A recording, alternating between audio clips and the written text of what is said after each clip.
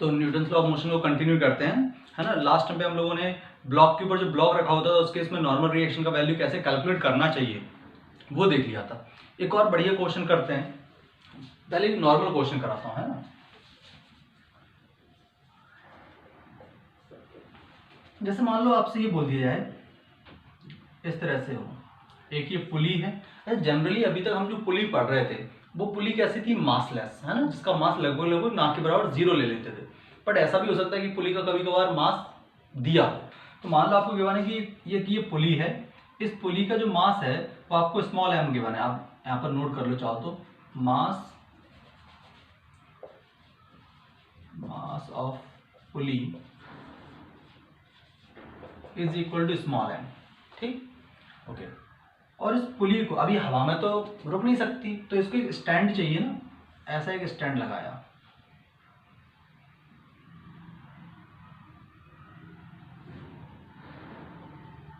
इस तरह से, और एक यहां पर सपोर्ट है ऐसा, ये क्लियर है इस पुली से। और यहां ऐसा एक ब्लॉक लटक रहा है जिसका मास हमने ले लिया कैपिटल M, क्लियर। और इसको यहां ऐसे, ये सिस्टम बना हुआ है, क्लियर। इस पुली का मास कितना है, स्मॉल m, और ये सिस्टम बना हुआ है। अब एक बात बताओ, जो पूछे उसको फील करे, जिस स्टैंड पर ये पुली ऐसे टिकी हुई है, ये पुली थी, ये स्टैंड ऐसे टिका हुआ है, क्या इस पुली, ये वाली पुली इस स्टैंड पर फोर्स लगाएगी या नहीं लगाएगी, फील करें। अगर एक पुली को, जैसे मान लो आपके सीलिंग से फैन लटका हुआ है, तो क्या फैन सीलिंग पर फोर्स लगा रहा है, अरे लगा रहा है, जाहिर सी बात है, तभी तो होल्ड करने के लिए सब हमने कर रखा है, नहीं तो हम नहीं लटका देते अगर फोर्स नहीं लगा रहा होता, है ना, या टेप से चिपका देते, है ना। फोर्स लगा रहा है, अगर हमने सफिशिएंट वहां पर एक हुक नहीं प्रोवाइड कराया तो नीचे आ जाना है उसको, है ना। तो बेसिकली क्या ये पुली, अगर इसका वेट है तो बच्चे कहते हैं पुली का वेट तो नीचे लग रहा होगा, अरे उसका कोई कंपोनेंट तो इस स्टैंड के अलावा आएगा, तो फोर्स लगाएगा नहीं लगाएगा, लगाएगा। अच्छा, जितना फोर्स, एक्शन का रिएक्शन, जितना फोर्स, ध्यान समझ, जितना फोर्स पुली स्टैंड पे लगाएगी, सेम अमाउंट का फोर्स स्टैंड पुली पर लगाएगा इन अपोजिट डायरेक्शन, ठीक है। Third law, every action has equal and opposite reaction. तो इस पर्टिकुलर क्वेश्चन में मैं आपसे पूछूं find out the force applied bye the pulley at the stand, या फिर मैं पूछूं find out the force exerted by the stand at the पुली, एक ही बात है, मैग्नीट्यूड कैसा आएगा दोनों का सेम, और डायरेक्शन कैसी आएगी, अपोजिट। Is that clear? तो आप क्वेश्चन नोट कर लो, find out the force exerted by the pulley at the stand. बहुत ही सिंपल, एक लाइन में आंसर आ जाएगा। यहां पर ऐसे क्या बना लिया करो हमेशा, टेंशन, ये बना लिया, ये कैपिटल M मास का ब्लॉक है, तो नीचे क्या लग रहा होगा, कैपिटल mg, यहां क्या आएगा T, यहां भी क्या आएगा T, यहां पर भी क्या आएगा T। ये ब्लॉक चल तो नहीं रहा, तो इस ब्लॉक पर न्यूटन की जब इक्वेशन लिखेंगे तो हम डायरेक्ट लिख सकते हैं T is equal to mg, क्योंकि जब ब्लॉक चलता नहीं है तो मतलब एक्सेलरेट नहीं होता, चलना नहीं बोलना चाहिए, एक्सेलरेट नहीं होता है, तो ऊपर का फोर्स इज इक्वल टू नीचे का फोर्स, ठीक। मतलब T का वैल्यू क्या आ गया, mg। तो अब अगर पुली का, ध्यान से, इस पुली का फ्री बॉडी डायग्राम बनाओ, तो पुली पर देखो क्या लग रहा है, एक तो लग रहा है इधर की साइड टेंशन, सिर्फ पुली की बात कर रहा है, और एक लग रहा है इधर की साइड टेंशन। इस पुली को देखो काट, इसलिए बोला ऐसे कट कर दिएगा तो उससे कहोगे पुली पे क्लियर विजन रहेगा अपना, एक ये टी लग रहा है पुली पर और एक ये टी लग रहा है पुली पर, ये वाला टी किस पे लग रहा है, इस सपोर्ट पर, और ये वाला टी किस पे लग रहा है, इस ब्लॉक पर, सिंपल। और क्या लगेगा इस पुली का खुद का भी तो वेट है, वो लगेगा नीचे स्मॉल mg। अच्छा ठीक है, इस टी का वैल्यू क्या है, कैपिटल mg, इस टी का वैल्यू भी क्या है, कैपिटल mg। तो अब पुली पर कितने फोर्स लग रहे हैं, 1, 2 और 3। नीचे की तरफ नेट फोर्स कितना है, तो हम ऐसा बोल सकते हैं कि इस पुली पर नीचे की तरफ जो फोर्स लग रहे हैं वो है capital mg plus small mg, और इधर की साइड फोर्स लग रहा है कैपिटल mg। तो अब मैं पूछूं पुली पर नेट फोर्स कहां और कितना। तो आप बोलोगे दो फोर्स तो वेक्टर क्वांटिटी है, तो दोनों दो वेक्टर क्वांटिटी को ऐड करने का तरीका एक ही होता है अगर वो 90 डिग्री पर है। क्या ये दोनों फोर्स 90 डिग्री पर है, एक नीचे लग रहा है और एक हॉरिजॉन्टल में लग रहा है, तो दोनों का रिजल्टेंट कैसे निकालोगे, अंडर रूट ऑफ एक फोर्स का स्क्वायर प्लस दूसरे फोर्स का स्क्वायर, और उनका जो रिजल्टेंट आएगा वो कुछ यहाँ ऐसे कहीं जाएगा। तो नेट फोर्स मैं यहाँ लिख देता हूँ, net force is equal to under root of, नीचे की तरफ फोर्स कितना है, capital mg plus small mg इसका whole square plus capital mg का whole square. This is the net force at the pulley. तो जब पुली इतना फोर्स किस पे लगाएगी, ये वाला फोर्स, देखो ये वाला फोर्स किस पे ट्रांसफर होगा, स्टैंड पर, तो बस यही फोर्स है, net force at the stand by the pulley. Answer. Simplify करना चाहे तो जी देखो यहाँ से जी स्क्वायर हो जाएगा, यहाँ से भी जी स्क्वायर हो जाएगा, बाहर जी आ जाएगा, ठीक है, तो वो सब कोई जरूरत नहीं है, तो आप नोट करो इससे, फिर आगे बढ़ते हैं।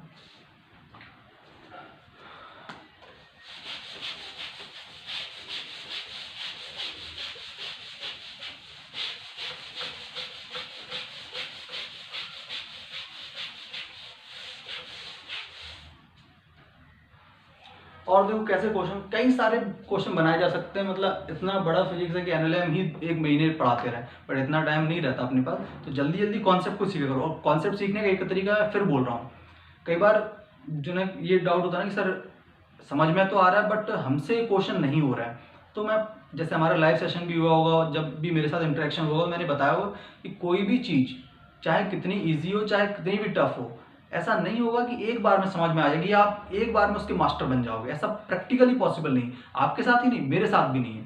मुझे कोई और सब्जेक्ट पढ़ने के लिए दे जाए और मैं जैसे सपोज केमिस्ट्री पढ़ने लग जाऊँ और मैं सोचूं कि यार एक बार पढ़ के ये सब कमांड आ जाएगी, तो ये पॉसिबल नहीं है ना। ये सब किससे आएगा, प्रैक्टिस से। हमें भी चीज़ें किससे आती हैं, प्रैक्टिस से। तो मैं भी चीज़ों को जब बहुत बार पढ़ता हूँ, कई बार पढ़ता हूँ, तो चीज़ों पर कमांड होना धीरे धीरे स्टार्ट होगा। कोई कॉन्सेप्ट पढ़ा है, जैसे आज ये कॉन्सेप्ट पढ़ा, तो एक बार लेक्चर देख लो, नोट्स बना लो, फिर उसको क्या करो, एक बार दो बार नहीं आया समझ, रिवाइज करो। ऐसा नहीं कि आपके अगर स्टूडेंट सोचते हैं क्या करते हैं, अच्छा कॉन्सेप्ट पढ़ लिया, कमांड करने के लिए सोचते हैं ये बुक लगा लूँ वो बुक लगा लूँ और सॉल्व होके मजा आ जाएगा। कॉन्सेप्ट कभी स्ट्रांग नहीं होगा। कॉन्सेप्ट स्ट्रांग होगा आपका बार बार रिवीजन से। एक बार रिवीजन कर लिए, कॉन्सेप्ट दिमाग में सेट हो गया, अब कोई भी बुक का क्वेश्चन उठाओगे बनेगा ही बनेगा, क्योंकि कॉन्सेप्ट का ही खेल है वो सब, है ना। चलो खैर,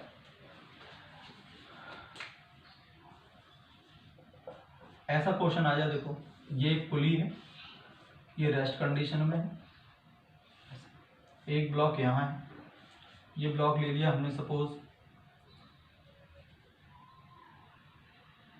1 kg का ले लो, और इधर हमने ले लिया 3 kg, और इससे एक और ब्लॉक लटका दिया ऐसे 2 kg।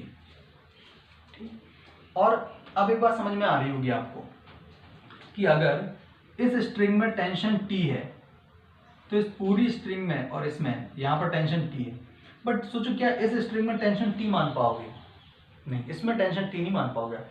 तो इसमें अगर टेंशन आपने मान लिया, टेंशन कैसे बनाओगे, ऐसे ऐसे, तो अगर यहाँ टेंशन T1 मानी आपने, तो यहाँ टेंशन क्या मानना पड़ेगा, T2। क्लियर है। तो आपको बोला गया find the value of T1 and T2, मतलब इन दो की वैल्यू आपको फाइंड करनी है। ठीक है, चलो स्क्रीन स्टॉप करके इसे नोट करो, फिर आगे बढ़ते हैं इसमें। ठीक है, अब एक बात बताओ, क्या आपको हर एक का फ्री बॉडी डायग्राम बनाना आता है? अच्छा पहले सोचो सिस्टम चलेगा कहाँ, ये सिस्टम रेस्ट पर आएगा क्या, नहीं, ये सिस्टम ऐसे जाएगा। तो सेम एक्सेलरेशन अलग अलग, सेम एक्सेलरेशन, तो ये पूरा सिस्टम ए एक्सेलरेशन से ऐसे जाएगा और ये कहाँ जाएगा, ए एक्सेलरेशन से ऊपर। सिर्फ एक ही काम करना है, हर एक ब्लॉक का फ्री बॉडी डायग्राम बनाओ। फ्री बॉडी डायग्राम बनाने से पहले आप क्या करो, ऐसे कट कर दो इसको। किसका लिखें पहले फ्री बॉडी डायग्राम, मान लो 2 kg का, तो 2 kg का फ्री बॉडी डायग्राम जब आप बनाओगे, ये रहा 2 kg, देखेंगे आंसर कितनी जल्दी आता है। तो 2 kg पे देखो ऊपर क्या लग रहा है, T2, नीचे क्या लग रहा है 20, और ये ए एक्सेलरेशन से नीचे जा रहा है, बस बन गया। इसमें क्या है, अच्छा यहाँ ध्यान समझें, ये T1 है, इस स्ट्रिंग में अगर टेंशन T1 है तो इस स्ट्रिंग में भी टेंशन T1 ही होगी, तो यहाँ भी 2 एरो ऐसे बना दो, T1 और T1, और काट दो, जहां जहां स्ट्रिंग हो उसे काटते जाओ। ठीक, 3 kg का फ्री बॉडी डायग्राम बनाओ। ये तो हमारा हो गया ए, 2 kg का, 3 kg का देखो, ऊपर की तरफ, नीचे की तरफ। नीचे की तरफ क्या लग रहा है, 3 kg पे ध्यान दो, सिर्फ 3 kg पर नीचे लग रहा है T2 ऐसे, और 3 kg पे ऊपर लग रहा है T1। इसके बाद आप 1 kg पे देखो, अच्छा ये कहाँ जा रहा है, 3 kg का ब्लॉक भी जाहिर सी बात है नीचे जाएगा। 1 kg के बारे में सोचो, 1 kg पे ऊपर लगा T1 और नीचे लगा 10 और जा रहा है ये A एक्सेलरेशन से ऊपर। ये तीनों के फ्री बॉडी डायग्राम बनाए। पुली का भी फ्री बॉडी डायग्राम बनाया जा सकता है, बट उसका कोई हमारे लिए यूज नहीं आएगा, बट मैं एक्स्ट्रा ऐसे समझाने के लिए बता देता हूँ। पुली की अगर बात करें तो पुली पर नीचे कितना फोर्स लग रहा है, देखो एक ये लग रहा है T1 और एक ये फोर्स लग रहा है T1। तो पुली पर डाउनवर्ड डायरेक्शन कितना फोर्स है, 2T1। ठीक है, अगर कोई आपसे पूछे, ऐसे ही बता रहा हूँ, ये काम में नहीं आएगा, इस पुली पर नीचे फोर्स कितना खींचा जा रहा है, तो इस वाली स्ट्रिंग जिससे ये बंधी हुई है सीलिंग से, कि यहां भी टेंशन आएगा तो यहां भी आप ऐसे ऐसे बना दो, और इसको कुछ नाम दे दिया आपने T3। तो जब ऐसे इसको काट देंगे तो सोचो पुली कहीं जा तो नहीं रही, तो ऊपर पुली पर कितना फोर्स लग रहा है, T3, और नीचे कितना खींच रही है पुली, 2T1। तो इस T3 का वैल्यू लिख सकते हैं हम 2 टाइम ऑफ T1। ये एक्स्ट्रा बता दी, कोई काम का नहीं, अभी आगे काम में आएगा, ऐसे नहीं काम में नहीं आएगा, बट समझ आना चाहिए।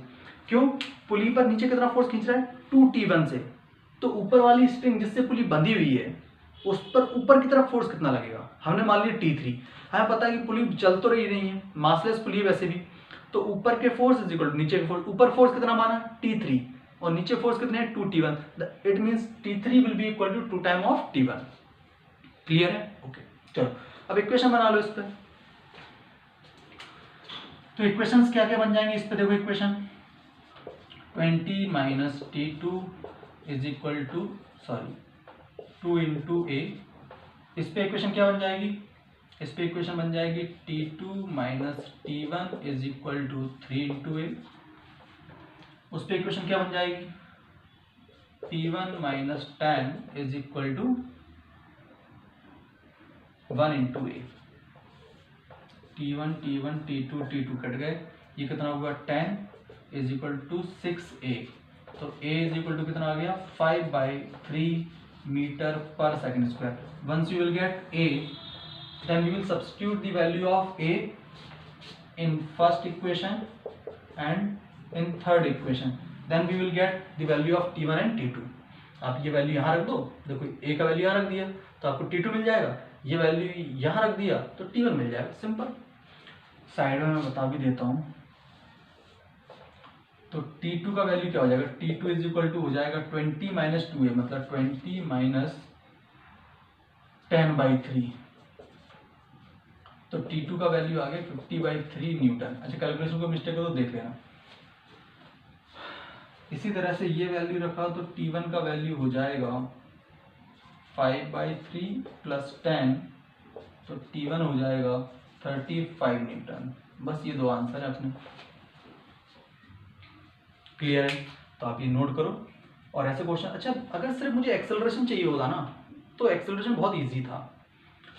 ध्यान समझना कि ये वैल्यू एक लाइन में कैसे निकाली जा सकती है बिना कॉपी पेन के। इस पूरे से ये चलेगा कहाँ, ये बात कंफर्म है इधर। तो इधर की तरफ नेट फोर्स कितना है, नीचे की तरफ नेट वेट कितना है, कितना वेट इसको नीचे बुला रहा है सिस्टम को। तो आप बोलोगे सर इसका भी 30 नीचे बुला रहा है, इसका भी 20 नीचे बुला रहा है, मतलब ये दोनों फोर्स, ये दोनों वेट सपोर्ट कर रहा है इस साइड के एक्सेलरेशन का। मैंने कहा ठीक है, कितना 50। इसका जो 10 लग रहा है नीचे, वो उसका सपोर्ट कर रहा है, अपोज कर रहा है, अपोज कर रहा है। तो net pulling force along the direction of acceleration will be 50 minus 10, 50 minus 10 that is 40। Clear है, ठीक। और अपॉन नेट वेट कितना है, नेट मास कितना। अच्छा मैंने कोई गड़बड़ इक्वेशन में तो गड़बड़ नहीं की ना ऊपर, इसमें कैलकुलेशन एक बार मैं चेक कर लेता हूँ, एक बार कैलकुलेशन गड़बड़ हो जाती तो फिर 20 minus T2 is equal to 2A। हमने इस 3 kg ब्लॉक को देखो, 3 kg ब्लॉक के बारे में अगर बात करें तो 3 kg पे इसका नीचे की तरफ 30 तो लगाया ही नहीं, ये तो छोड़ ही दिया था। इस 2 kg का फ्री बॉडी डायग्राम बनाया तो नीचे 20 भी लगाया ना, तो 3 kg पे देखो कौन कौन से फोर्स लग रहे हैं, नीचे T2 तो लग ही रहा है, ऊपर T1 भी लग रहा है, अगर इसको वेट भी तो लग रहा है, वो तो हमने लिखा ही नहीं था, तो वेट रह गया था। तो यहाँ क्या चीज़ और हो जाएगी, 30 और ऐड हो जाएगी, वही मिस्टेक हो रही थी। अब आंसर चेंज हो जाएगा।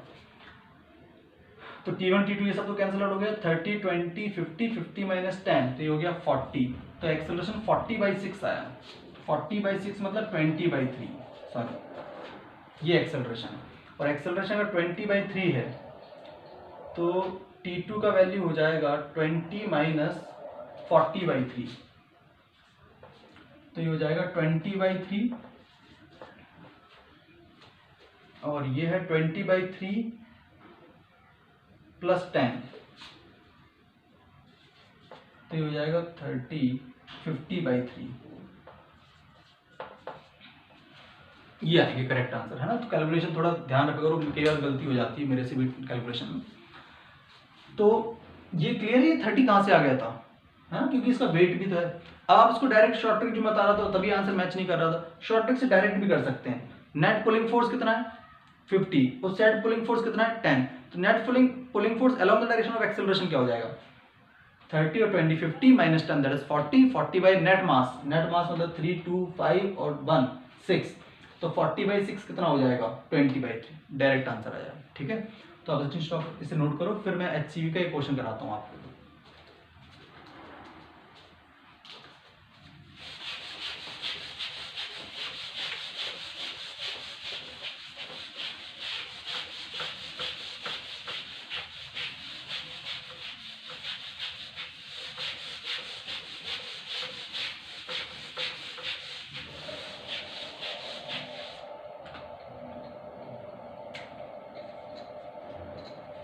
अब जिनके पास HCV नहीं है मैं बोल देता हूँ क्वेश्चन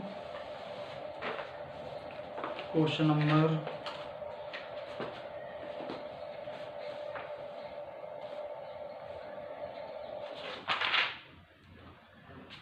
13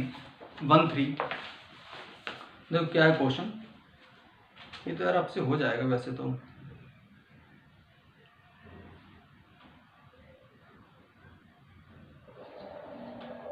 ये हो जाएगा, चलिए फिर करा ही देता हूँ। The elevator shown in figure, मतलब मैं एक डायग्राम बना दूंगा उसको छोड़ो। आपको जो मैं बोल रहा हूँ वो क्वेश्चन नोट करो। The elevator is moving with acceleration of 2 metre पर second square in downward direction. The mass of block A is 0.5 kg.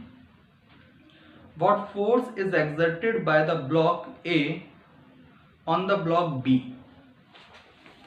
ऐसे डायग्राम बना हुआ, अब इसका आंसर तुरंत आना चाहिए, गलत नहीं होना चाहिए किसी का।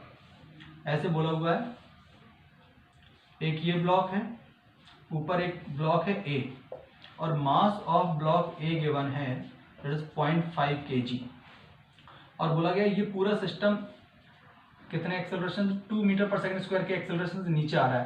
Then find out the force exerted by block A on block B. Block A block B पर क्या फोर्स लगाएगा, याद करो, अपना वेट या फिर नॉर्मल रिएक्शन। जब हम ब्लॉक ए की बात करते थे तो ब्लॉक ए पर नीचे लगेगा उसका वेट दैट इज mg, और ऊपर लगेगा एक नॉर्मल रिएक्शन। मैंने कई बार लेक्चर में बोला हुआ है, ये नॉर्मल रिएक्शन क्या है, this is the force applied by lower block B at block ए।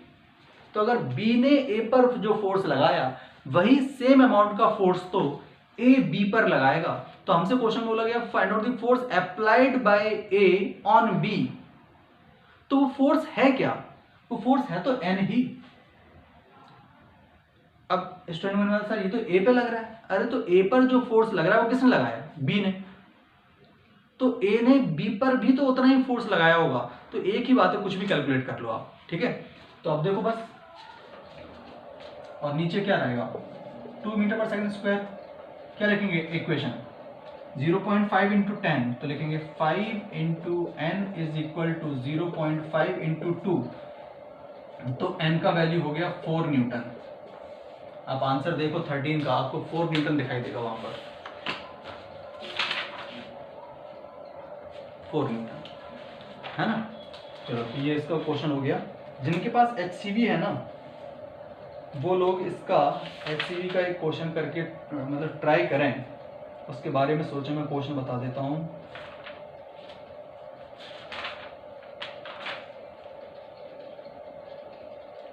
कौन कौन से क्वेश्चन ट्राई करना है आपको, है ना, और मुझे व्हाट्सएप करें। जो नीट के स्टूडेंट हैं अगर वो कहीं से डाउनलोड करके या अपने फ्रेंड से HCV के क्वेश्चन से ले सकते हैं, HCV PDF फॉर्म में ले सकते हैं तो ले लीजिए, है ना। परचेज करने की जरूरत नहीं नीट के स्टूडेंट में। फिर बोलो आपके पास ना हो तो आप मुझे करना, मैं कैसे भी स्कैन करके या क्लिक करके आपको भेज दूंगा, ठीक है। चलो परचेज नहीं करना, मैं फिर बोल रहा हूँ आपको करना है क्वेश्चन नंबर 25,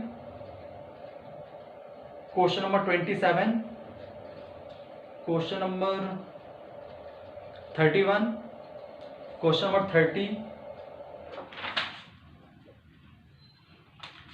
क्वेश्चन नंबर 42